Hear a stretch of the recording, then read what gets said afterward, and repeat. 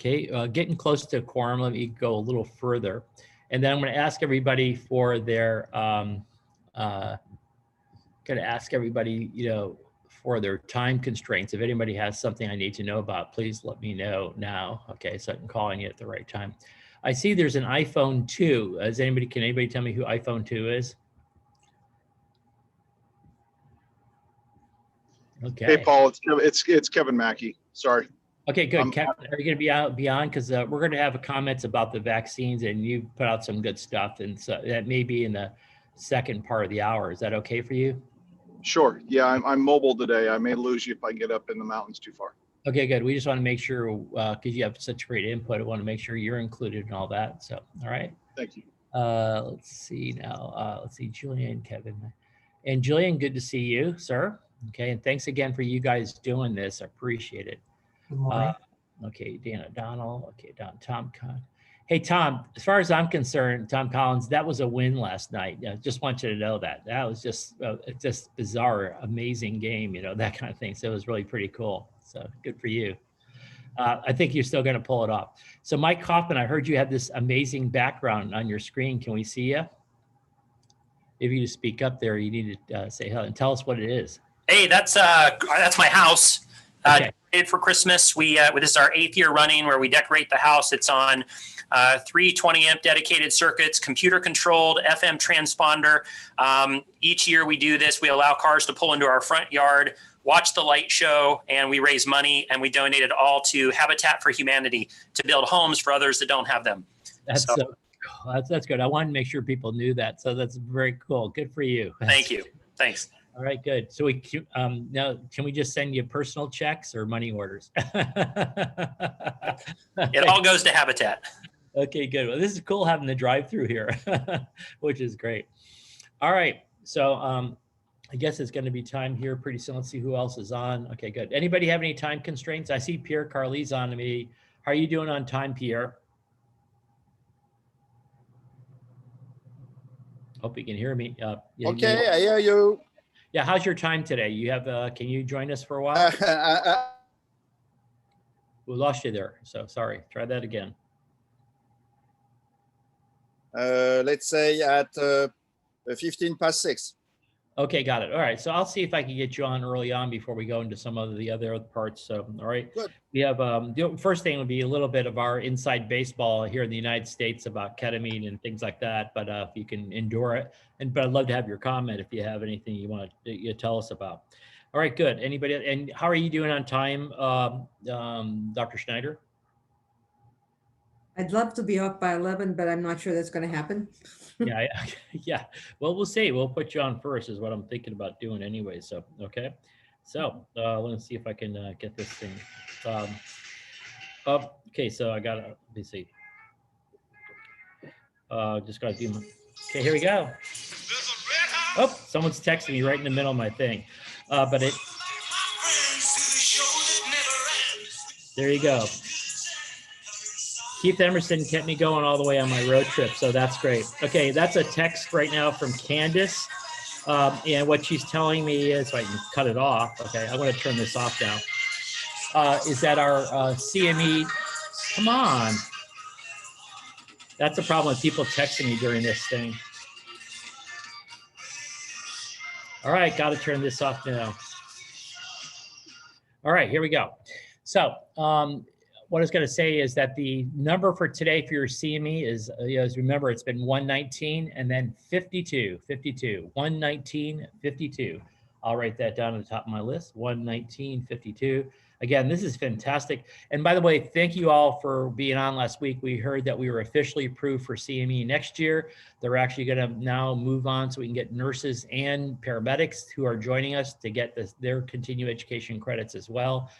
Which is great because, again, if we're on even just 50 weeks a year, of course, we were on more last year, but if we do 50 weeks a year times 1.5 hours, that's 75 hours. And I'll be working on in the next week or so, the breakdown of things that you might need. If you need something specific for your state, I'll find it, and so let me know. All right. So with that, I do want to get some continental fast breaks. Anything we need to hear from you, as I call it, as opposed to continental breakfast, we're going to get continental fast breaks. And for Pierre, can you tell us what's happening in Paris and across Europe, if you don't mind? Okay. There you are. Okay, do you hear me? Yes, sir. Good. Maybe I can share my screen and show you a graph of the calls in Paris. And Yep. Okay. if it is possible. Yes, go ahead. Can someone open it up, Jillian, so he can share? Yes, it's opened up. It's open? Okay, I'll do my best. I'm Yeah. not the best to do that, but I'll try. Yep. Seems to work. Not yet. We'll see. Okay. So I'll go back to this as quickly as possible. Okay. Well, if you see the screen, I can comment this quickly. You see the first wave, and you see in blue the patient we left home, the patient that are transported to the hospital in red, and the patient that have been who had advanced life support out of the hospital, mobile intensive care unit run. This is the first wave. We are in the middle of March, and you see it's a log scale. So we've been up to 5,000 patients. Sorry, Pierre, we're not seeing the screen, just so you know. Oh, bad luck. Yeah. Bad luck. I'm doing my best. I try to Oh, that's fine. do Okay. it. Is it working now? Looks like it's starting. Okay. Yep. There you go. Now you're on. Okay. Good. Rock and roll. Good. It's not simple, but I'll do my best. So Okay. if you see the screen now, what I was saying is this is the first wave. And you Okay. see the calls, and you see it's a log scale. That means we have a lot of patients in blue that stay at home, and more patients staying at home and more calls than here, where we receive the patient transport to the hospital and the mobile intensive care unit run. Okay, we're in March. Now we are here. And what is the brown? What is the brown one? What's brown? The brown one, it's mobile intensive care unit dispatch and Okay. transport to the hospital, mostly to intensive care unit directly. Okay, That good. means direct admission to ICU. Okay, thank you. And then look how different are the two waves. This one is clearly a tsunami, and this one is more progressive and longer. It takes several weeks, and up to the patient admitted, you see that we have a lot of patients, less patients staying at home, more patient transport. And if you consider the number of calls, this means that the population now know how to deal with the COVID. So they stay home, they don't call us, they have the general practitioner that came in and give them the treatment, how to manage, they stay home, and then we only transport less patients. So the conclusion is the second wave was less impressive for the hospital than the first, but it was longer, and consequently, we had a lot of patients admitted and a lot of patients in intensive care unit. So let me make a remark about that. First of all, back then, no one knew about, let's say staying at home or knew about wearing masks or whatever at that time. And then you just launched it. And that was like, you were launching in February. So that's probably part of it.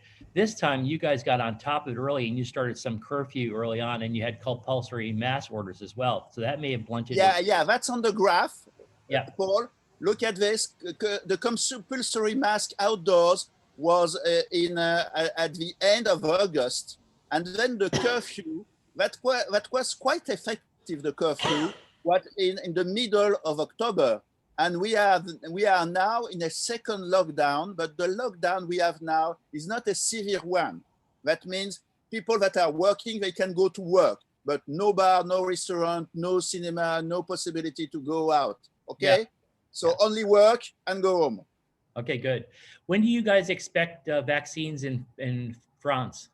So the problem for the vaccine is very simple. We will have the first vaccination around the 15th of January. And it will be for elder people in retirement home and for the personnel that are working in this settlement, okay, in these settings. And then the second vaccination will be around February and March, and that's probably the people working in hospital and the patient with risk factors. Okay, the bad news is that the Sanofi vaccine, the French one, has been delayed, and probably the vaccination with this vaccine will be only at the end of the year. So we'll use the American and the English one before. Okay, good. And so before I pivot over to Sandy Schneider, Mick, anything quickly you can add from over? No, Pierre. And I'm sorry, Pierre. Anything else you like to add? Or you have some more slides to show us? I apologize. One thing is interesting. So we have done a lot of inter-hospital transport again. Okay. So we have clearly developed the concept that we can use all the territory to take care of the patient in mobile intensive care unit, and consequently, we share the burden to various regions. So that time we did not use big trains, but we use a lot of plane and helicopters, and about 150 patients and be transferred from the east of France to the west of France, where clearly this virus doesn't like seawater, because all the Atlantic border, there were few cases, and if you consider the Alps and the east of France, we had a lot of cases again. So I wonder if it's sea breeze. So you want us to show us your last two slides real quick, and then we'll go over to Mick? Yeah, the two slides is what we think about the second wave, tied up. And finally, we are again with the Brits that are no more European, but we consider that Churchill was right. Yeah. Okay, good. I hope so. Okay, good. Well, thank you very much then. Anything else that I would comment on before I swing over to Mick Malloy? Okay. And Upland? All right. Well, good. Thanks, Pierre. This is great that you're joining us. We're hoping to get Roberto Fumagalli on as well. He told me he's going to try to get on after his next meeting. That he's in a meeting right now from Milano. Okay, so good. How about Dublin, Mick, and the rest of Ireland? Anything to report from that's new or something we should know about? Thank you, Pierre. Great. In the chat, I put a link to the current rationale for vaccination. Who and what are the 11 groups and the priority lists. So our vaccination program will start nationally in Moderna. And as Pierre said, the Sanofi vaccine is not coming till later in the year, but we actually have that on a July schedule. So I'd be interested to hear with Pierre why it's December for them and July for us. But that seems to be the approximate time we're going to be vaccinating with the Sanofi vaccine. So we've got 6 different. Mike, I don't know. It has been an official address recently that we will have only this vaccine available for the end of the year. So they say about December. But if it is in July, we'll take it indeed. But at the time being, we have only this notion.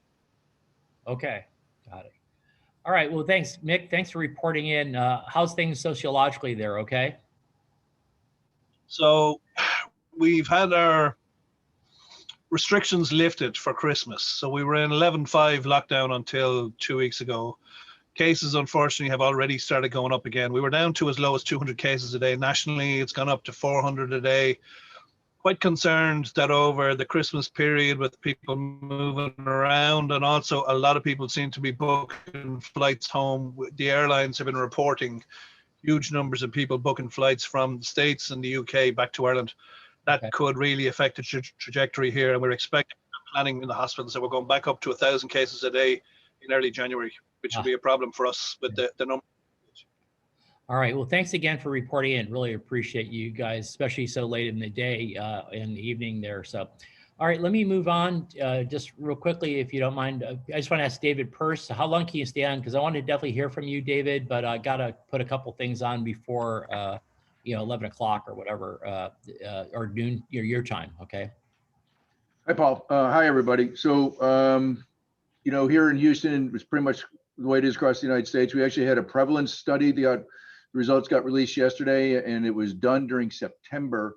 So through the month of September, we now know that up until then, 13.5% of Houstonians had been infected with the coronavirus, which is about 4 times what we had visibility on looking at the positive test results. So whatever your positive testing, at least here in Houston, that it was about a quarter of the actual number of cases. We'll be repeating that again in January in two prongs. One will be the people who tested this first time. It was 420 households with just short of 700 people tested. We will be trying to retest them again and measuring the antibodies, a quantitative analysis to see if their antibody levels have dropped off and how much, or if maybe somebody doesn't have any antibodies left at all. And then there will be yet another 420 homes.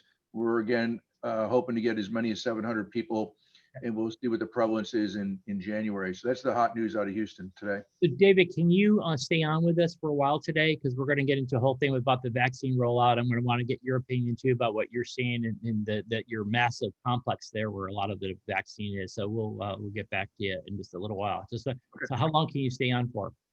I can probably stay on for about 20 minutes, 20, 30 minutes. Let's see if we can make this work then. We'll see either way. Or then at least I want you to look at our recording later and then give us some feedback, okay?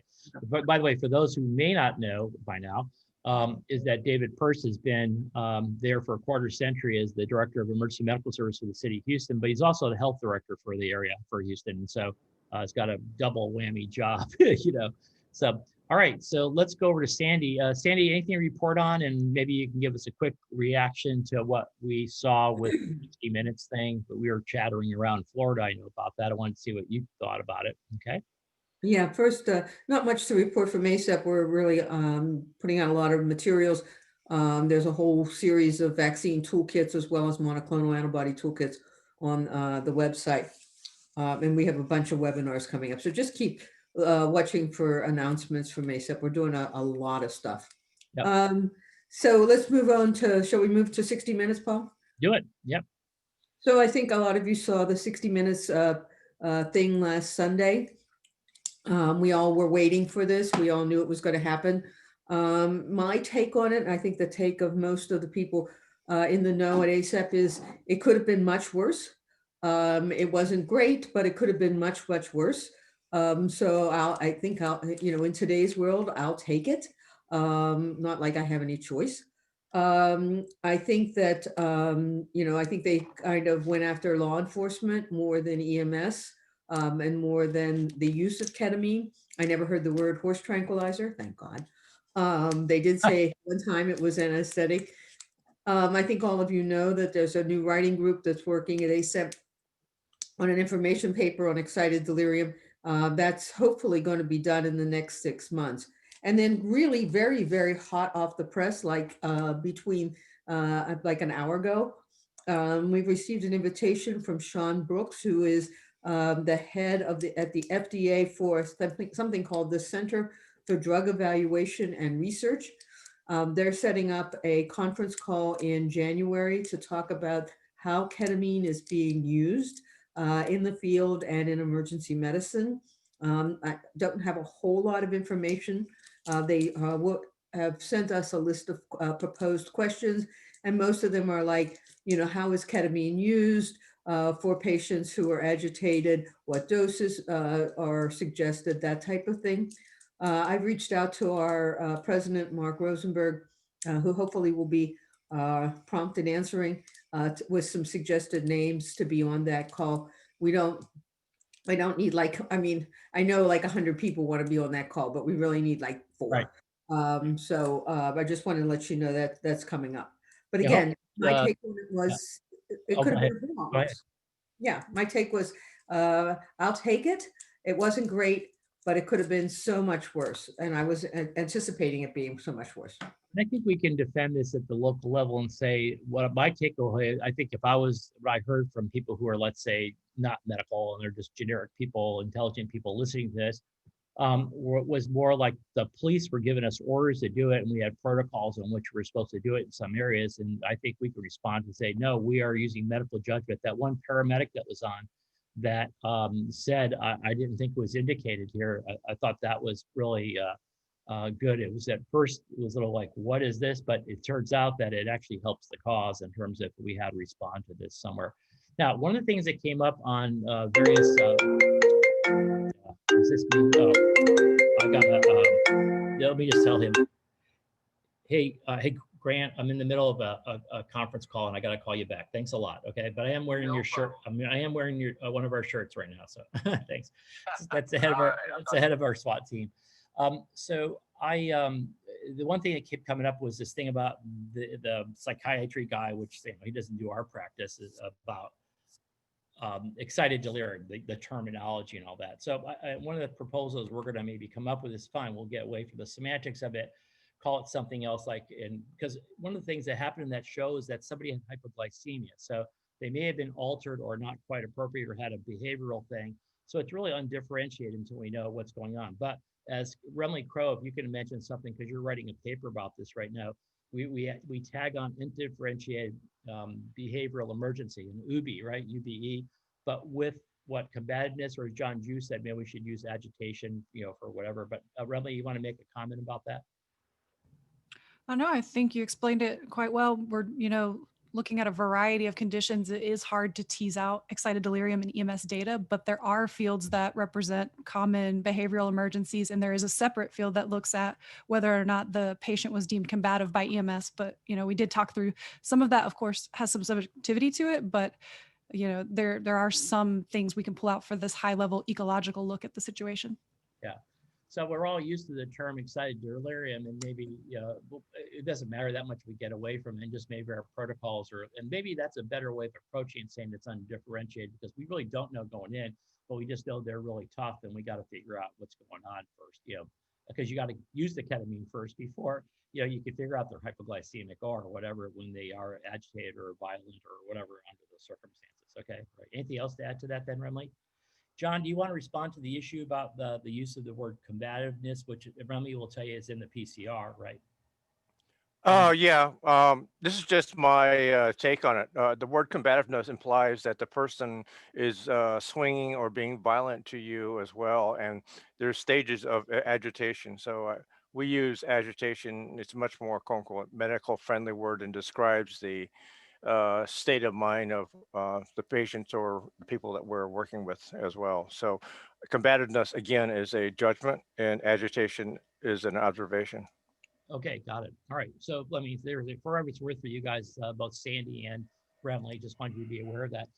And Mike Levy just joined us, and just I want to close this section, but Mike, Sandy just informed us that the FDA is just wanted to answer some questions about pre-hospital use. And since you're the president-elect coming in within a few weeks of the of National Association of EMS Physicians, a subspecialty whose practice this is concerning, the subspecialty, make sure you get together with Sandy if you don't mind. Okay. So I'm proposing names to our president right now. It's the usual cast of characters. But it will be his call. I don't think that'll be a problem.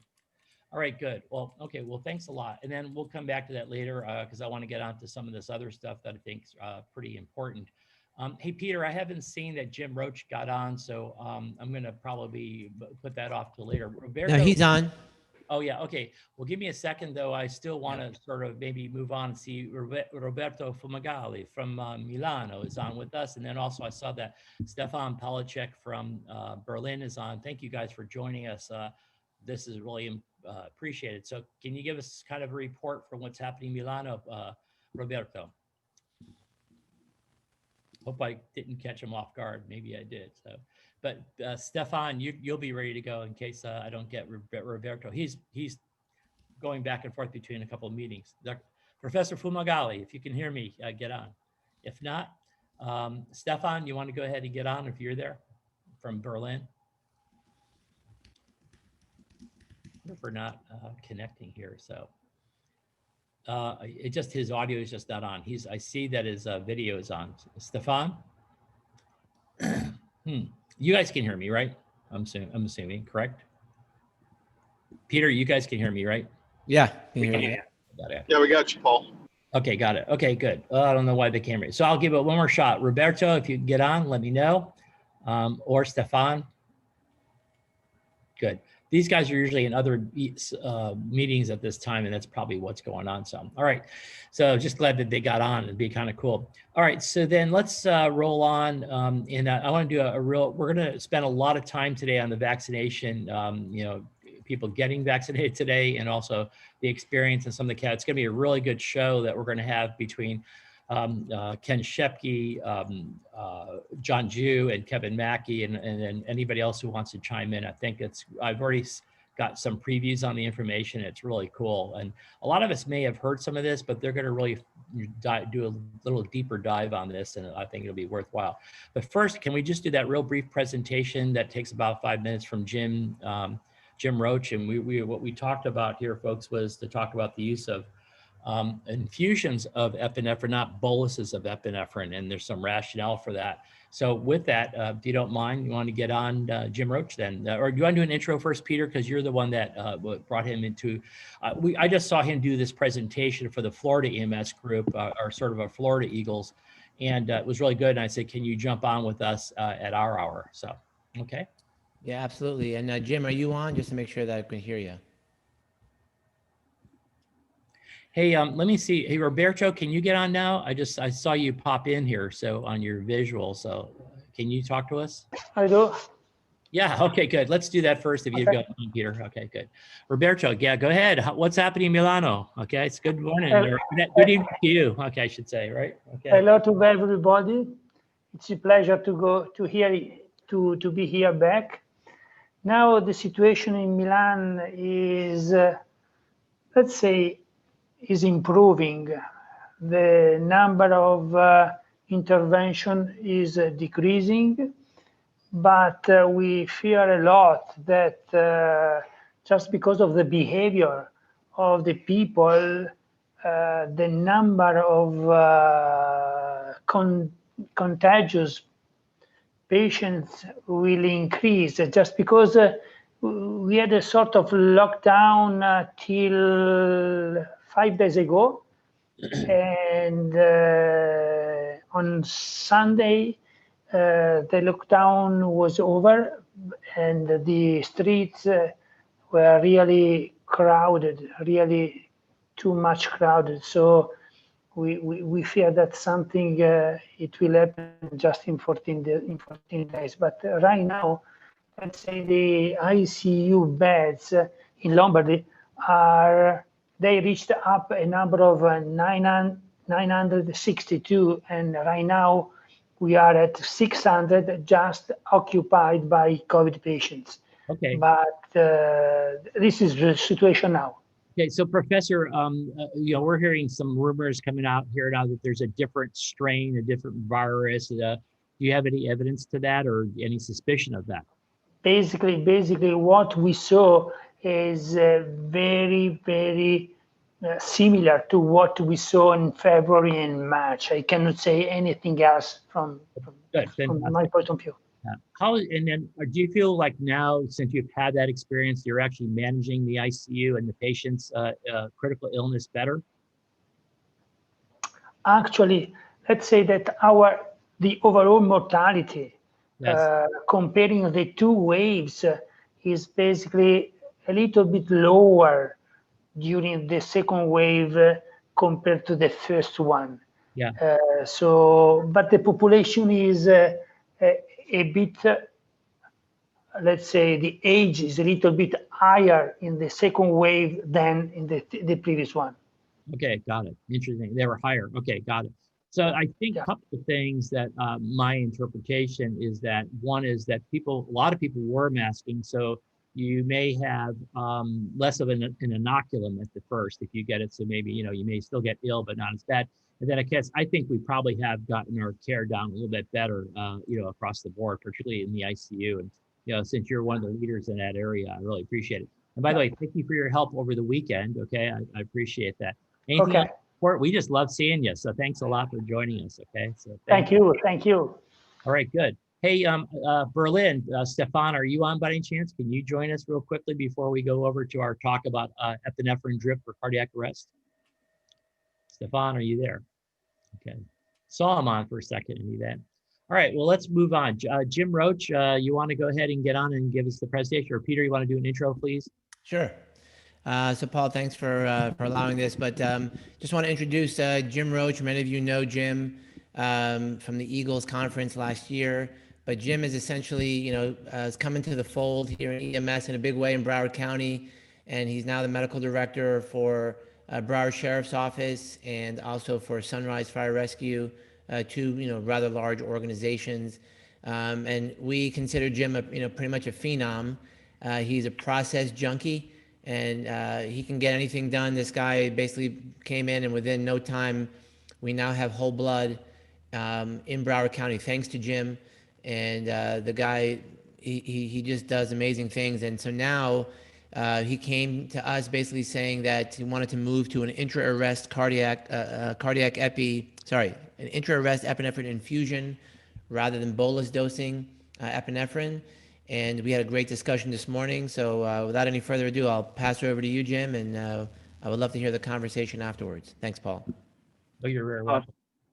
Thank you, Peter. Thank you, Paul. I appreciate the opportunity of being on the Eagles here. Just to start off, I mean, most of everything we're doing here in Broward County is really thanks to Paul's leadership and your leadership, Dr. Shepke and others. So, you know, I'm grateful to be a part of it. So with respect to epinephrine, we had a couple issues. One was logistics. We were running out of the 1 in 10,000 epi. We also we had some multi-dose vials of epinephrine. So we were trying to come up with solutions, not just about the medicine, but about the logistics of getting the epinephrine. So we started considering an epinephrine drip. Then we looked at the Paramedic 2 trial, and, you know, based on that trial, you know, we see the summary in my mind is epinephrine's great for the heart and getting ROSC, but at the expense of the brain and decreasing neurologically intact survival. So how do we get all this stuff together? What can we do to find a solution really to fix all of these things? So we came up with this idea of an epi drip, and we wanted to also think about in the trial from Circulation in 2015 about the time to epi.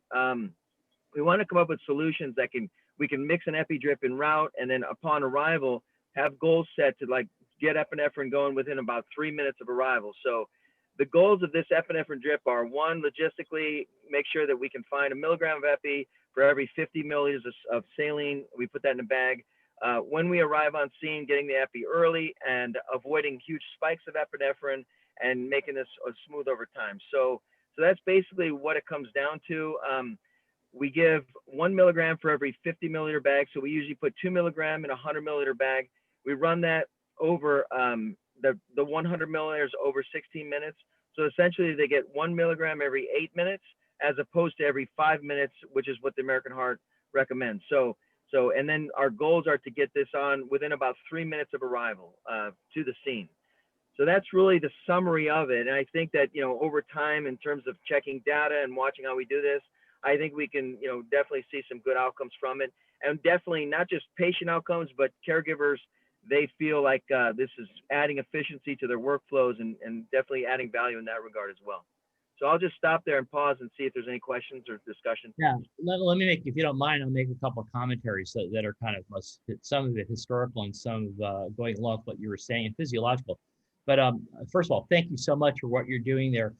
In the end, there's no right or wrong here, but I think this is a great thought. If you think about, I was looking around to see if he's usually on the call if Paul Banerjee was here, but he did he did his cardiac arrest study in kids, and it was clear cut that the earlier the intervention, the better results. If you're giving it out at 22 minutes or whatever, like in some of these trials, it's like saying we used an AED at 20 minutes and it didn't make any difference. Well, no kidding, right? And so physiologically, what's happening is that right now, every one of us has some vascular tones. We have a blood pressure largely. We're not dilated. We're not in a hot tub or whatever. And that requires oxygen. So one of the things that you keep in mind is that all of a sudden you go into this more of a hypoxic state, or with what happens is that they start relaxing and then you don't have as much tone. The earlier you get back to that, the better off you are. And if it's too late, then you can throw all the epi at it and it may not make a difference, even if you get them resuscitated. So I just think that this makes sense. Secondly, you can titrate it. The most important period, and I see Brent, I think Brent Myers is on. If he's there, he could probably talk about this too. The single most important period probably for me is not just adjusting this, but once you have resuscitated somebody, if all of a sudden they have a crash because the epi's worn off, well, then you got to get another one out. It takes some time and all that. This way you're ready to titrate it up or whatever you want to do. In post-resuscitation, Peter Stafford taught me this 30, 40 years ago, that's the most important phase. And when I was in the field in Houston, I saw it all the time. That next 10 to 15 minutes, you've got to sustain it. If anything, I keep them a little hypertensive during that period of time because that's what we saw in the laboratory.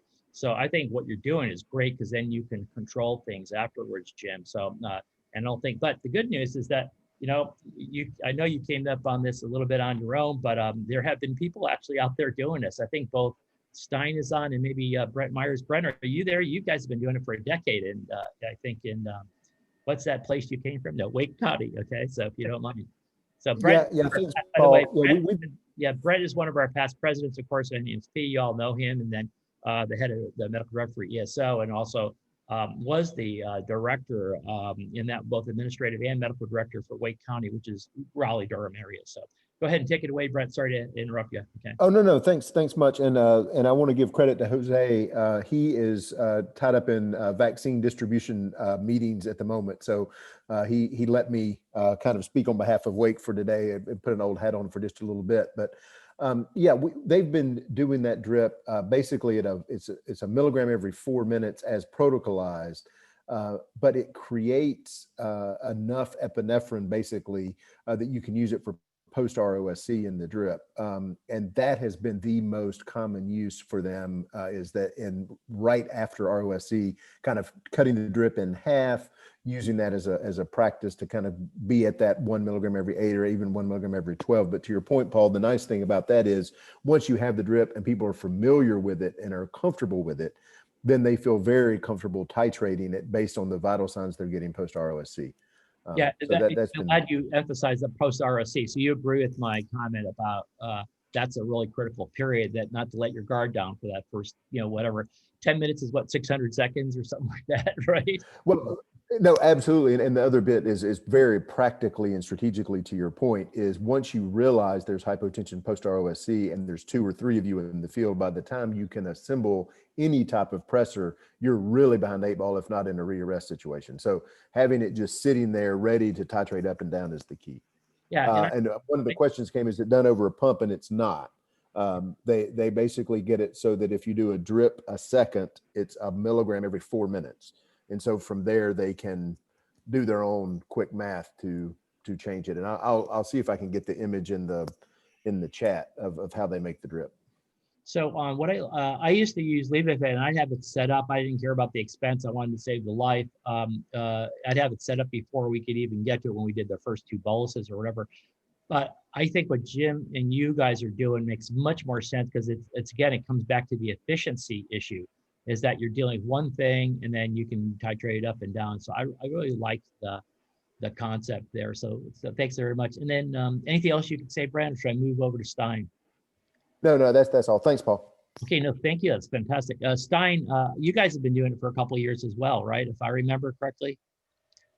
Yeah, we've been using an EpiDrip just the way that Peter's group explained it, and for the same reasons. We felt as though we weren't getting it on fast enough, that it was coming in these boluses, and we operationally had tremendously more success in compliance and getting it on board faster if we have the drip mixed. And then we just started that.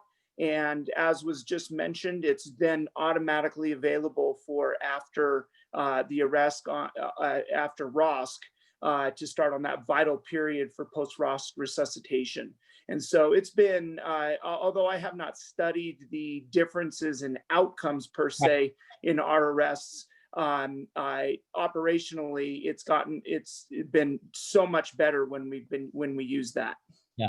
So I thank you, because that's exactly right. I said that we haven't proven outcomes, but it just makes more sense if we're going to give it, like this is the way to give it, earlier, better, and then use it more practically for the things we do know you need to know, at least from the laboratory, in post-resuscitation states. So I like it. And but is this in the Heart Association guidelines, or do we care because we're out here, doing the practice here and establishing our own, our own, let's say, standards of care? What do you think about that? Stein, yeah, can you respond to that? Yeah, it doesn't bother me that it's not in the Heart Association guidelines at all. This is something that we believe was the best way to get the care to the patients that was needed.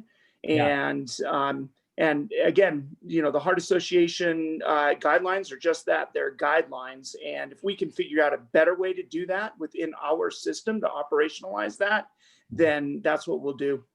So our number one principle here on this call has always been that we will support each other and do that. And so if anybody ever got into any trouble over this, which I don't think it's going to happen, quite frankly, there's not enough evidence anyway, one way or the other, this makes much more sense. And I can back this up to the hilt. So I think that's great. So sounds like that's a good move. Anybody else have anything to add to this or any contra opinion about this? Yeah, Paul, this is Peter. I'm curious what people think out there about the actual dosing of epi. So let's say you're going to do the drip. You know, you heard Brent and Jose and Wake are doing 1 milligram every 4. Jim's going to be doing 1 milligram every 8. Some people are doing a 0.5 milligram every 10 with the IV push. You know, how can we end up kind of migrating to the right number over time? What are you guys' thoughts on that?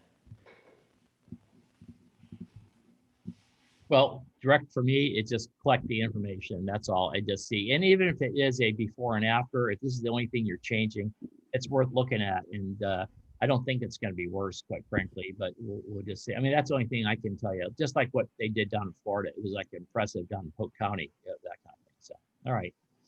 So no one has any objections to this, then let's move on because it sounds like Jim's doing a really cool thing. I like it. It makes sense physiologically.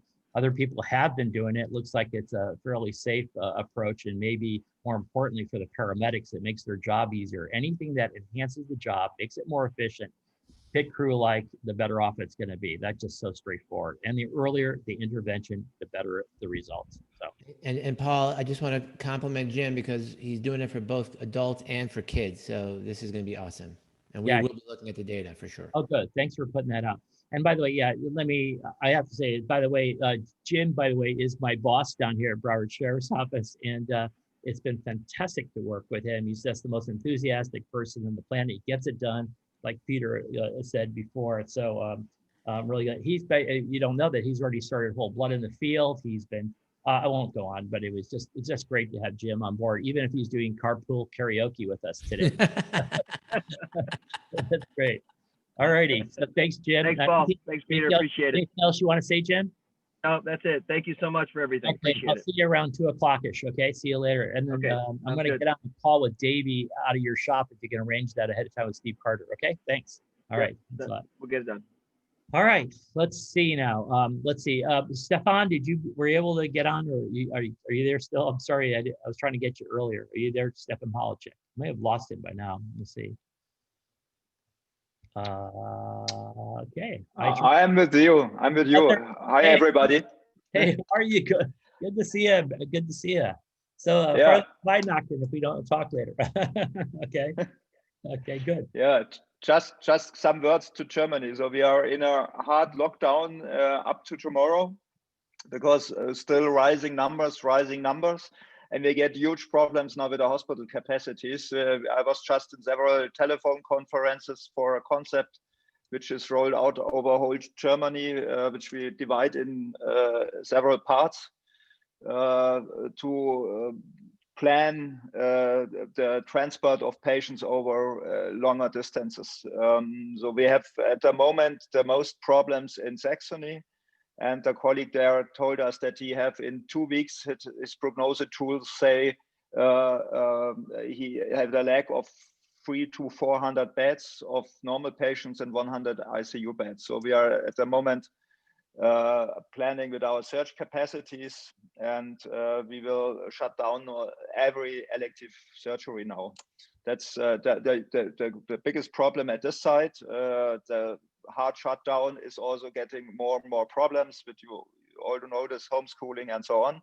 So we are happy we have the holidays, but I think we will have the lockdown for a longer time. Paul, you just text me some words to the vaccination program. Yes. We will start. That's the planning at the moment. Vaccination program. I think in the first January week of January, we have this BioNTech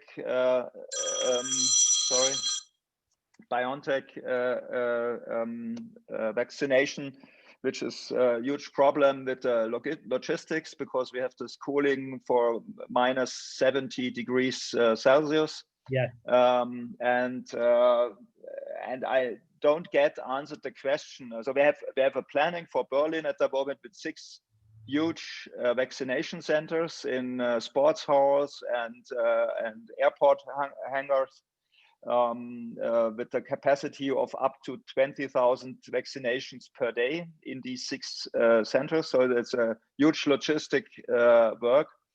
I always asking me if it's not much more easier to transport, nevertheless, these minus 70 degrees to transport the vaccination and not the patients. So I'm very afraid about this planning, because we have with these huge centers, we will get a gathering, mass gathering of people who are waiting for the vaccinations. We have huge problems with the invitation. So I'm not sure if it works, but I will inform you. At the moment, we have the infrastructure built up. We are waiting for the legislation of the European agency for the vaccinations, and yeah, we will see in the next weeks how we will start. The prioritization is we will start with more older than 80 years old. These are the first one, and then we go in I think 5 years steps downwards. There's a little bit of discussion, why are firefighters, why is medical personnel not in number 1?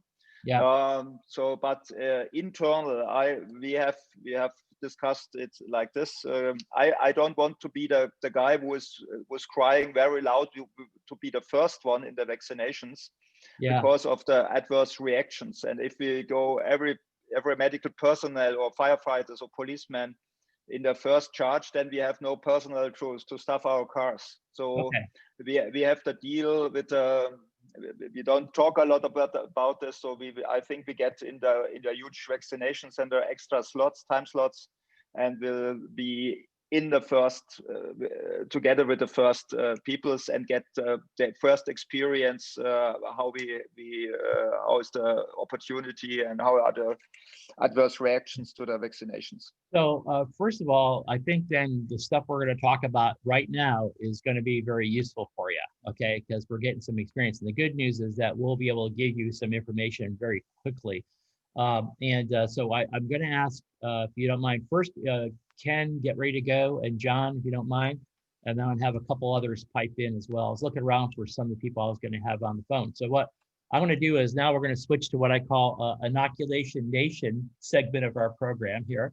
And we'll talk a little bit about what we're finding so far, and the stuff coming down from the CDC, but also some explanatory things. And also we've seen some of this before from Ken, but let's do a little bit more. And so again, what I want to do is, if some of this is too pedantic or stuff you already know, that's fine. Please forgive us. We want to make sure we have a basic knowledge base going out to everyone. Before we do it, remind everybody that the CME thing, you're getting your claim, your medical education credits, is 119.52 today, 119.52. And Remley, one announcement you should make probably about Refresh, if you don't mind, because you're on the board with them, correct? Remley, yeah, absolutely. So for those of you who haven't heard about it, and Peter Antevi is also on this, Refresh 2021 launched today. It's free 30 hours of continuing education for paramedics. It satisfies the NCCR National Registry requirement. And if you would like to push this out to your EMS providers, be happy to put a link. And Peter, I don't know if you want to tell a little bit about the background on how this got started with you and Tom Bouthele. Sure. Tom called me up and he said, "Can you give a lecture?" I said, "Sure." I said, "What are you doing it for?" He says, "Because I can't give any more live education." And I said, "Well, how are you going to distribute it?" He says, "I have a Dropbox." And I said, I connected him with Paul Pepe, and I connected him with James DiClemente from Prodigy, which is an amazing LMS. And that's really all the work I did. And, so really Tom Bouthele gets a lot of credit, James DiClemente, and of course, Paul, for getting a whole bunch of people to give lectures. So that's it. So there are roughly 33 different segments. Some of them are broken up into 20-minute little, aspects of the topic, whether it's on cardiac arrest or on trauma or triage or whatever, and diabetics. And so it's really cool. So you can look it up. And again, a lot of the Eagles are on this, by the way, so which is really cool. It's very powerful. It's really strong people are on this. So, and it's free, and it helps people with National Registry stuff. So good for you to know, George, and good for everybody else. And can you quickly tell them how they can look this up, Remley? You've already put it in the chat here, the Prodigy And I'll show you. EMS.com/refresh 2021. Yep, there's a quick screen share of what it looks like. So the registration's there, and all of the speakers that Dr. Pepe has helped us assemble are here. And so hopefully we get a broad audience on this. It's open internationally too. So there are some folks registered from 90 something different countries. So, feel free to press that out as far as you like. You had Meg Marino is there. Oh God, I'm definitely going to watch this then. This is so cool. That's great. This is way cool. And you're on too, right? You're talking about EMS research, if I remember correctly, right? So research? Yeah. Okay, good. Well, listen, thank you so much. So just the Prodigy. It sounds like the way to hit this is the ProdigyEMS.com website/refresh 2021. Okay, good. Thank you, everyone. That's great. Any other announcements? Jim, can we get to you after we do this show on the vaccines? Is that okay? Or you're okay time-wise? Okay, good. All right, good. So let's go ahead. I think it's time to switch over to Inoculation Nation. So let's start with Ken Sheppy. Ken Sheppy, if you don't know who he is, then it's your problem. Okay. But Ken is the medical director for the state of Florida, also about many cities in the middle of South Florida, sort of down there in West Palm Beach County, town of Palm Beach, and Palm Beach Gardens. I can go on and on. But anyway, so Ken, why don't you go ahead and hit it and give us an update? And again, some of you have seen this before, but we want to make sure everybody's captured this. It's an important lesson that we're going to be able to send out to the rest of the world. Okay, so thank you. Yeah, thanks, Paul. Actually, this is probably not something I've covered before because it's really about the training stuff we did. I've already previously covered on this forum the science behind the vaccine development. But today I'm really going to talk about how Florida, and this is just one idea for folks to do, how Florida is going to get involved with ramping up efforts for the nursing home population, which I think we all know that's somewhere between 40 and 60% of deaths, depending on where you are, which is why our governor really wanted to put this forward as a major effort. So some of the state's Pfizer allocation is going to EMS strike teams that will be going to all of the nursing homes in Broward County and all of the nursing homes in Pinellas County this week. And so what we did in the last few days, and first a big shout out to Pinellas County EMS with Dr. Angus Jameson, who helped tremendously with setting this up, along with the health officers in those two counties, Dr. Cho and Dr. Thacke. And we created a protocol which we're happy to share with others. It is specific to Pfizer because of the unique things with Pfizer having to mix it ultra cold, et cetera. But so one of the things we went over, and I think it's important for us to discuss, is the known unknowns. Now, keep in mind that we decided to do in Florida, like strike teams might be something you do differently, but this is the conclusions we came to. And if you are a physician in an office, you might come to a different conclusion. So we know there's not a lot of data on pregnancy. So we are not going to have our paramedics vaccinate folks that are pregnant or possibly pregnant. And we're going to instead refer them to their healthcare provider.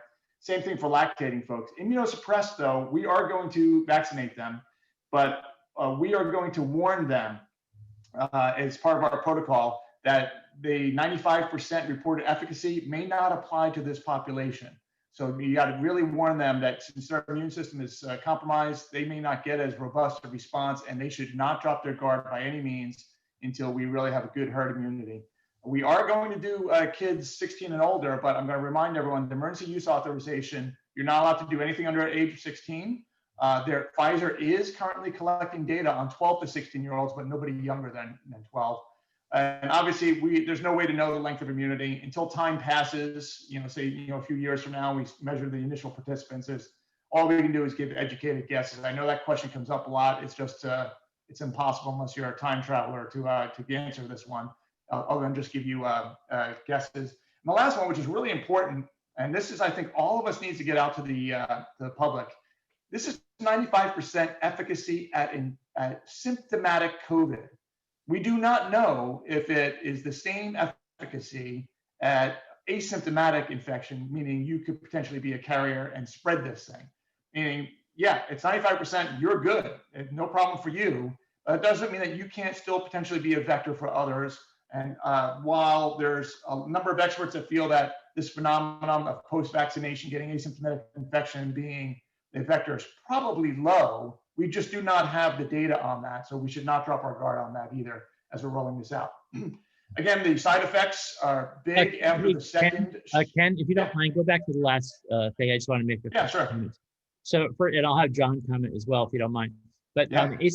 So the clear message here is that even if you're vaccinated, we're going to still have to be doing social distancing and wearing masks, et cetera, just like we're doing now, until, let's say, the CDC, we're in the all clear, maybe even a year from now, for all we know. Okay, so we'll have to see that. That's just the important message there.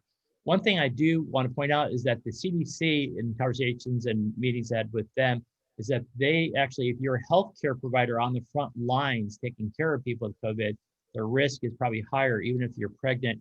They're saying you can do that. But getting back to that, just depends on the local thing. This is the state of Florida is saying that as a generic thing, and the same thing with the lactating persons. They don't think that's a big issue. But again, what it comes down to is making sure you talk to the local provider will make that decision. I just want to let you know it wasn't just pregnancies out or lactating's out altogether. And your thing about autoimmune people, all that seems like there's been no problem with that so far. And then are you going to get into I'm sorry about that one. Are you going to Ken, are you going to later get into the issue about the allergy thingy that they talked about? Yes. Okay, yes, good. That's coming up. John, anything else? Can I ask a question? It's Mayor Montes. Yeah, go ahead, David. So Ken, one thing you don't have on there of unknowns is the question I get every day is, I've already had COVID. When should I get the vaccine? So I've been thinking 30 days after you've recovered, just to make sure you don't have any secondary complications. I know you're supposed to have immunity for 90 days. What is your thought on, you've recovered from COVID? When should you recommend getting the shot? We went back and forth on that quite a bit, Dave, and it's a great question. And you have to use a little bit of educated guesses on some of this stuff because it's not hard science on every single one of these questions that we get. So right now, the CDC position is, while there's limited vaccine, we know you're covered after natural infection for 90 days, but past 90 days, you may no longer be immune. So if there's not enough vaccine, they are encouraging you to let someone else get that shot.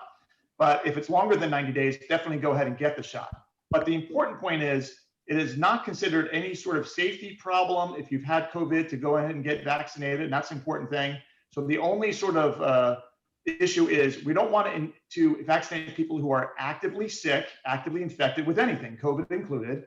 And there's not a problem if you've had COVID already with go ahead and getting the vaccine. So certainly if it's more than 90 days. And if it's less than 90 days and there's plenty of supply, that's not a problem issue. It's just while there's limited supply, we want to use that 90-day range. Okay, let's move on. John, unless you got a major comment, I want you to pipe in later anyway. Want to go ahead and move on then, Ken? Sure. And Paul, to your point, pregnancy, you're absolutely right. In fact, if there were a few folks that slipped through and were unexpectedly pregnant in Pfizer, not enough to give us a really great answer, but the folks that were in there reportedly did just fine anyway. So, but again, what I'm talking about now is paramedic strike teams doing this, and we really want that discussion with their physician, or other healthcare provider. Okay. All right. So I've got some good answers for you guys coming up, because we talked before about how are we going to differentiate post-vaccination side effects from people who have COVID when we're screening our workforce coming back to work. So number one, the side effects are largely worse after the second shot. And you see that 16% of younger folks, by younger I mean less than 55, probably in another year or two, I'll debate that that's younger. And then 11% older than 55. So it's a little less as you age. That's because your immune system is a little less robust. But if you look at fatigue, headache, muscle pain, chills, common, right? And that's common with lots of vaccines. It's also common with COVID. But I'm going to show you a good CDC website towards the end of this that really helps you figure out a pathway to tell the difference. Hypersensitivity, like Paul was saying, that was well publicized from the UK. To be clear, the emergency use authorization does not say that this is a contraindication, that you have some prior history of hypersensitivity reaction or anaphylaxis, unless it is to the vaccine itself or the ingredients of the vaccine. Now, the ingredients of the vaccine includes a whole bunch of chemicals whose names I cannot pronounce, and of course, the messenger RNA itself. And I think, obviously, so for shot number 1, the answer is going to be largely no, I'm not allergic to the vaccine because you never had it before. But this is going to come into play for shot number 2. So if you get anaphylaxis reaction on shot number 1, you're not going to do number 2. So, now, yes. if I may, Ken, one of the things that the CDC had also told me is that they don't care if people have had anaphylaxis before. It doesn't matter, meaning from seafood, shellfish, from whatever allergy or kicking pills even. They said it's only been associated, the only thing they're concerned about is when they've had a previous anaphylactic, not allergic, but anaphylactic reaction to an injectable. That's the way they put it. Okay. You're absolutely right. And I really want, and hopefully we make that point clear, that it's only if you have anaphylaxis to this vaccine and its components, not to peanuts or shellfish or anything else. Yeah, and then, for example, if you heard, my daughter's got asthma or my daughter's got allergies or whatever, feel comfortable there, that kind of thing, unless they specifically had a allergic reaction to, Right. And I'm going to talk about how Florida is going to handle this issue with our strike teams also, in case someone wants to use a similar model as and somebody may have better ideas, you can share it with us. We are going to make sure that we are hooked up with VAERS if we have any adverse events. There's lots of ways to get into VAERS, and that's an important point from the CDC. It's part of our safety monitoring. So I encourage everybody to get real familiar with this because, again, this is not FDA approved. This is emergency use authorization, which is a different standard. Same thing along the same line as this VSafe thing. I really like the VSafe thing. This is an app the CDC approved, is developing rather for smartphones. And something on the CDC calls when they were talking about rolling this out, I thought Pennsylvania had a good model. They were going to take these folks who are getting the shot number 1 and have them take a photo of what they're getting, in this case, Pfizer, maybe it's Moderna, maybe it's a different manufacturer, take the picture right then and there and plug it into their calendar to remind them of the date when they get their second one. Well, the other thing is VSafe also sends you reminders of when it's time to get your second shot. So this I think could be a valuable tool. So I'm hoping that it works out the way they were planning. This is what we did when we're talking about nursing homes. We have 2 scenarios. It's just a little bit, it's a very miniaturized, some of our operational guidance. In the nursing home, some folks can make decisions for themselves, some can't. And it's a list just for reference in case folks want to follow that along. And for scenario number 2, when folks can't make the decision on their own and how we're going to handle that. So we developed a screening and consent and information sheet, which I'll show you a copy of at the end, that kind of goes over this. So what we're going to do, and by the way, this is not necessarily completely in line with what the EUA says, but if we get a yes to any of these things from an operational standpoint, EMS strike teams are going to withhold the vaccine. So if they're sick today, and by sick, I don't mean like you've had a stroke for 3 years, you got a stroke every single day. We mean infectious disease symptoms. You have a history of severe allergic reaction to this vaccine or its ingredients. Now, history of EpiPen use for anaphylaxis, while the FDA and CDC do not use that as a rule out, and I would encourage you to go ahead and do that if you are in a hospital or doctor's office. Understand that this is for field use, what we're talking about here, and we'd rather those folks be referred to those higher level of care centers to get that, but that is actually not a contraindication to receiving the vaccine. That's just a caution for us to refer those folks to a high level of care area so they have a little safer monitoring than doing this in the field. Pregnant or a chance of becoming pregnant, again, same reason we want to refer them to a higher level, same thing with breastfeeding.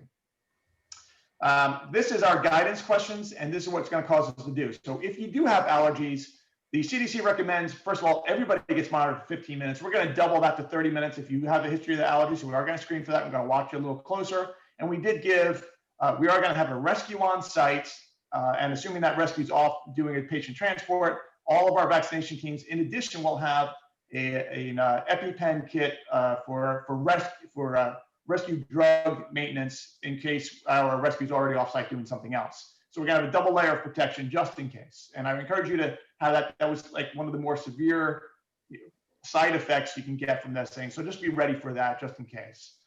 If you're immunocompromised, we're going to give you the advice I told you before that we're going to warn them. And history of bleeding disorder or blood thinner, we're still going to give them a shot. We're just going to watch them pretty closely for hematomas at the injection site. and prior history of COVID-19 vaccine injection. We put that on our forms because there's going to be multiple makers out there, and we want to use that as a prompt to make sure our folks make sure they get the same flavor of vaccine for shot number 2. In Florida, there's a couple of things. We have a notice of privacy we're going to give out, but also the EUA is going to be really important. Make sure this is requirement that everybody who's getting the shot or their decision maker gets the vaccine EUA. That's actually required steps, to make sure you give that to them. Now, this is a couple of sites I want to show you guys. Remember I talked about how do you tell the difference between side effects and COVID? These are the, so COVID and vaccine can give you muscle aches, fever, headache, low-grade fever, etc. But the vaccine does not give you a cough, a sore throat, shortness of breath, runny nose, or alteration in your sense of taste or smell. If you have any of those things, consider that to be COVID. Importantly, even though the messenger RNA causes your body to create the spike protein, and the spike protein is the target for a lot of those rapid antigens, the spike protein is going to be limited to your shoulder. It's not going to show up in your nose or your throat. So your PCR, which genetic tests for the genetic material of the virus, and the antigen would test for the spike protein, those tests are going to be unaffected by vaccine. So unless you're giving somebody a shot in the throat, right? Which you're doing it wrong if you're doing that. So it's going to be in the shoulder. That's the only place you should expect to find those things. So those tests should still be accurate. Paul, you going to say something? Yeah, if you don't mind, when I do this too, because I've already been doing this, I've had people who've had reactions to other vaccines, and I said, they got a chills, they got fever, it was like 100, and how do you differentiate? So I did ask things like you said, is there cough there? Is there any tightness in the chest or his breath, whatever it is? But also I added in diarrhea there as well. Have you had some diarrhea starting yet or whatever? Because that's another thing we've seen with it, and those ACE receptors, all those kinds of issues as well.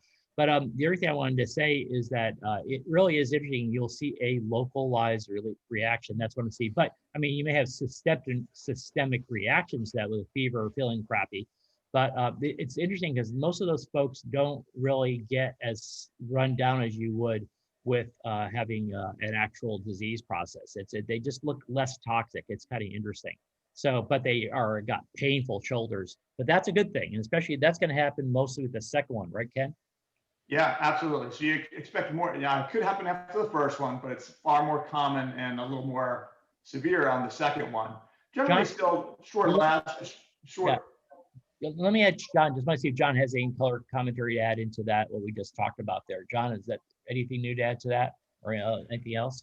Oh, I agree. I attached the COCA slide set to everybody that basically outlines what really Ken said.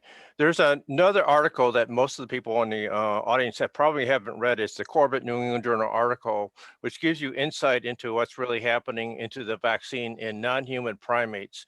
It actually answers possibly 2 questions, and this is the Moderna, not the Pfizer. So to be very clear.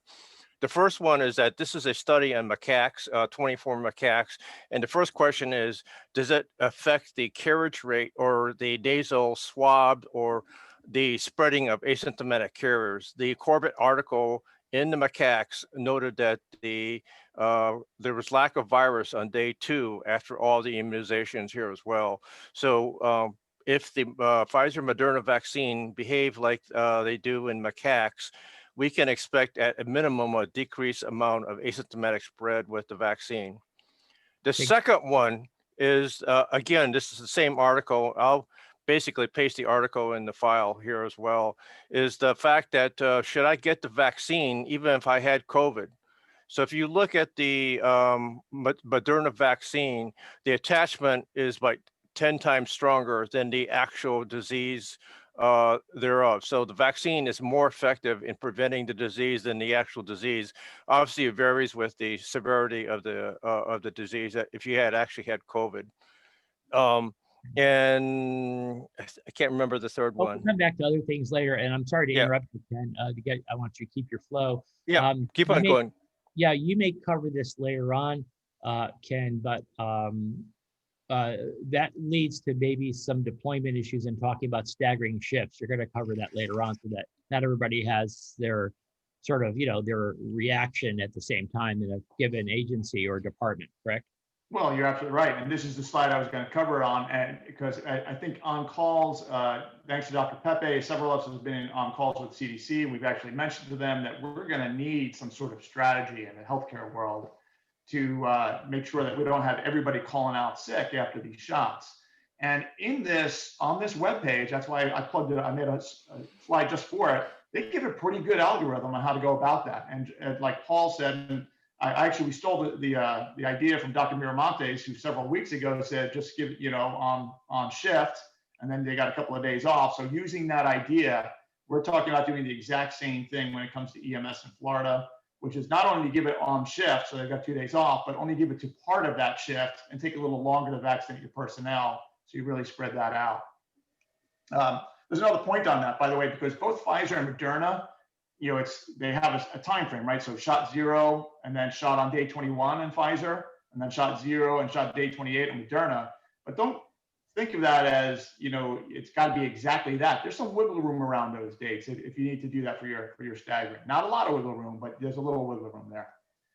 Yeah. And then the last, yeah, Paul? I was just going to say, yeah. And so let's say that, let's make sure it's clear, is that the Pfizer people are saying 21 days, and then for Moderna, it's going to be 28 days. So you're talking about maybe 17 to 20, 23 or something that's probably fine on that one. And on Moderna, it's maybe like 26 to 33 or something like that. It's probably fine. I think the CDC is just really concerned that people won't get the second shot if they let it go too far. And so we've got to make sure we message that. So I think the wiggle room thing is a good idea to get across, but yet try to keep people, locked in so it's the most effective for them. Okay. Yeah, well, just be clear though, when we say wiggle room, we mean still within a few days on either side of that number there. Exactly right. Yeah. Okay, another CDC resource I thought was useful because we're all going to have to do a lot of education for our troops. And the CDC has come up with a bunch of really good stuff, PowerPoint slides, social media stuff, posters, et cetera. So this is another website I just wanted to share with everybody, and Jim Augustine will probably send this out to everyone also. That's all I wanted to cover here. I know John Jew has lots of knowledge on this and is a real expert. So yeah, he's probably got some other stuff to say. So John, I'll turn it back to you. Thank you so much, Ken. That's great. And again, many of you may have heard all this, but we want to make sure we get it, just get out to because this is going to go out to EMS professionals. As you know, our stuff here goes out around the world, so it's really heavy duty. So let me say this: one of the things that we're also going to face is what I call, or the CDC has called very nicely, I think, is vaccine confidence, that issue. So there are vaccine confidence programs, and they use terms about the people with hesitancy, et cetera. So one of the things that we first have to do is sort of get rid of some of the social media QAnon, paranoia stuff going on. And John, is it true that they're injecting stuff into your DNA and changing you or tracking you forever? Absolutely not. I think there are two comments in addition to the comments that Ken's excellent presentation. The first one, I don't usually like reading animal models. This animal model by Corbett gives you a lot of insight into the actual mechanisms and of the Moderna vaccine, and I expect Pfizer to be the same. Most importantly, I want to say two things, and Kevin may want to jump in. The first one is if you watch the immune response, the T cell response, the Th1 is the primary target that the vaccine, both Moderna as well as the Pfizer, is eliciting. The Th2, which is the immunological IgG creating, is the one that's been associated with vaccine side effects. And there was minimal Th2 in this vaccine. So it implies that the vaccine, from a vaccine adverse side effects, is less or minimal than, there's nothing absolute compared to other vaccines. The other one is that I've been asked, well, is this brand new technology? The answer is no. In cancer technology, mRNA, I think Kevin has a little bit more information, has been out since 2011. So there's at least two cancer vaccines, one cancer vaccine and one immunological vaccine that's on the market that FDA approved. So there is some safety record. Back to you, Paul. Okay, good. Kevin, you want to add on a little bit of the history there? 'Cause I'm not sure if you were able to. No, John covered it really well. And honestly, I need to thank John because he's the one that directed me to that information. So thank you, John. But yeah, that's the question I get is this is new technology, never been used before. That's patently false. And the references are in that presentation. Okay. Paul, I have a quick question. Yes, Peter, go ahead.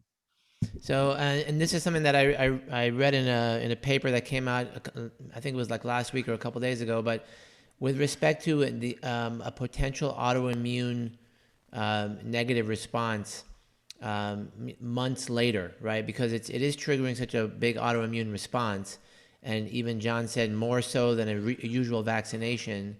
Now, I'm coming from a parent who has a newly diagnosed diabetic, type 1 diabetic, this past year, so of course, that's the conversation happening in my household. And I'm curious if anyone knows any history of these autoimmune issues with respect to the mRNA vaccinations. Well, first of all, you mean you're saying as a result, like a serum sickness kind of thingy, or I'm trying to make sure I understand what you're talking about. Yes. In other words, that it would spark some autoimmune issue, and that was in this paper that I read. They said that the one unknown to them is what the autoimmune consequences will be for this vaccination, if any. Historically, with other vaccines, okay, and that's what I have to put out, other vaccines, that you've had, you may get, especially if people keep giving you doses and doses and doses and doses of something over and over again. And I've had some people who are, I think, maybe on our call that had those kinds of issues. But I think this is really unlikely to happen. We'll just have to wait and see. I wouldn't worry about it. And people with autoimmune disease, they've actually had given it to them during this thing, and there wasn't a lot of numbers, but the numbers, the people have been no problems whatsoever so far. Now developing it is another deal, but I think that's a low risk with this, the way we're doing it. Anything you can add? Rob, you worked over there in that realm. Anything you could add to that conversation by chance, Rob Holman? You're not on audio yet, Rob, so just so you know. You're talking, but we can't hear you. Hey, Rob, we can't hear you. Okay. Too bad. That's an auto mute problem. Yeah, yeah. There's a gag. Yeah, thank you. Okay, I'm here. Yeah, there's a gag order on. I have they have my laptop decking in. Anyway, it's a crazy computer system. No, I'm not aware of any of the cancer-associated mRNA vaccines precipitating more autoimmune reaction on this. I did want to actually just mention that last Thursday's New England Journal article about the Pfizer vaccine does have a nice graphic about severe, moderate, and mild disease reactions to this. And so you can kind of anticipate, which what we're doing is we're going to be vaccinating 140 of our members per shift for several days, starting in 2 days. We're estimating how many of those will be expected to have a moderate reaction. Unfortunately, it doesn't list the timing of these reactions, which I would anticipate in as early as 12 hours, maybe even earlier. So we'll be having some of those reactions, but most of them are mild and very, very, very few are severe. Most of the times when I've seen vaccination reactions, in fact, John Jew and I actually managed a case a couple of weeks ago, not due to something else, is that all of a sudden the person might 8-9 hours later get like sense of fever or chills, and maybe then you take a temperature. They don't look that toxic. You take their temperature and they're 100.5. So they're having a systemic reaction to that local thing, but their major complaint is the pain and the redness in the arm. Sure. And that kind of thing. And so I've actually circled to see it's getting worse. But as John predicted, he says, as severe as this one is, it'll be gone in 24 to 48 hours. And here's how it was. So it's so that's what you can predict. Yet if the person is sick, that's why we're thinking of staggering our different people over a period of time, because they do feel a little lassitude and all that. We're only doing about up to a third of our workforce each day. Yeah. Okay, good. All right, great. Hey, has anybody on the phone gotten their shot yet? Out of curiosity, Jeff Goodlow was getting it this morning. Randy Katz was. I was going to have them come on and say what it was like. Anybody there that had gotten it yet? Okay, and we're getting close to the top of the hour, but anybody else would like to add on to anything? One thing I want to mention that Ken uses a fantastic analogy, especially if you're training, teaching your folks about it or the public at large, is that he looks at the mRNA is that it doesn't get into your nucleus, it doesn't go anywhere, because what it is they envelop it in little lipids, package, and that gets sucked up in your cells, so that melts and then it gets released out. And so the mRNA is I look at it as Ken has pointed out to me. I love this analogy, is that someone coming in to make copies. Okay, so let's say your central office, and then the person's in, whoever's making up different I don't know, protocols or whatever are in the in the office, in the nucleus, printing stuff out, and they send it out and they said, here MRI, go make copies, make 100 copies of this, right? And then they have, okay, for this thing, make another 100, make 500 of this one here. So they're sending out stuff. So the cells machinery is doing what it usually does. This is like someone coming from another office, coming in and say, hey, I want to make copies too. So they get in line a little bit and they make their 50 copies of the spike proteins. And then some of them get out on the site, on the cells, and then that's unrecognized, and then boom, that's how it works. But it's local there; they don't spread around the rest of the body. But I like that concept. That makes sense. It's just a real simple thing, and it just gets into the machinery of the protein making and all that synthesis. Ken, anything else you would add to that? Because that was your analogy, and I liked it a lot. No, but I think it's an important point. There's still folks, because you talked about using genetic material, are worried that this could change your genetic code, but it's important to realize this is not DNA based. This is messenger RNA, a very fragile molecule that really lives for a very short period of time. It'll be the recipe for a protein, and it gets broken down and it's gone. And then, as you said, Paul, that protein, in this case, spike protein, ends up on the membrane of the cell, where your T cells come along and say, hey, that doesn't belong here. And that's how it starts the immunological cascade to start fighting it. So it's an important point. And I see a lot of comments in the chat on the pregnancy stuff. I want to make sure that everybody's clear that we are not advocating in Florida that pregnant folks do not get vaccinated. We're simply saying that we're not going to have our EMS strike teams make that call for people, and we want them to go see their healthcare team to make that call for their individual risks and benefits. Yeah. Okay, well, listen, I guess it's pretty much getting closer to time to wrap up. A couple little notes. Sounds like a bunch of us are getting vaccinated Thursday, Friday, Saturday, et cetera. So it'd be good just to get a report to see what you had over the weekend. Did you have a reaction? How are you? And what do you think? What are the problems you're facing? So next time I just wanted to get this stuff out now that people can watch. And then next, I want to get on and talk about what we are encountering, what issues we're seeing, whether in the rollout or clinically, as we say, so we'll have another session on inoculation nation next week.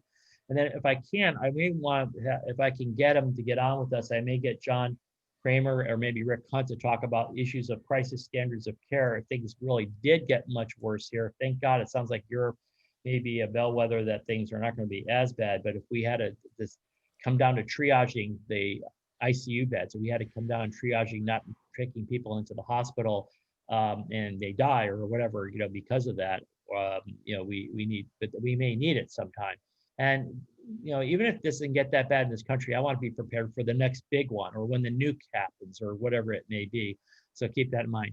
Jim, Augustine, anything to report? I'm sorry, I held you off to the end. Anything else to add to what we just said, or anything to report on? I want to thank everybody who's been involved in this immunization session or vaccination section. We have a lot of materials I'm going to send out to you. Ken Shepke, you've just made wonderful materials for all of us. Thank you very much.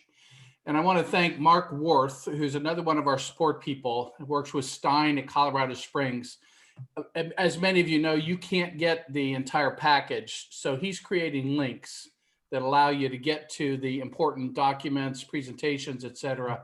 So Mark's been doing our surveys on weekends, all that stuff. He's another Julian in terms of how he helps us. Good.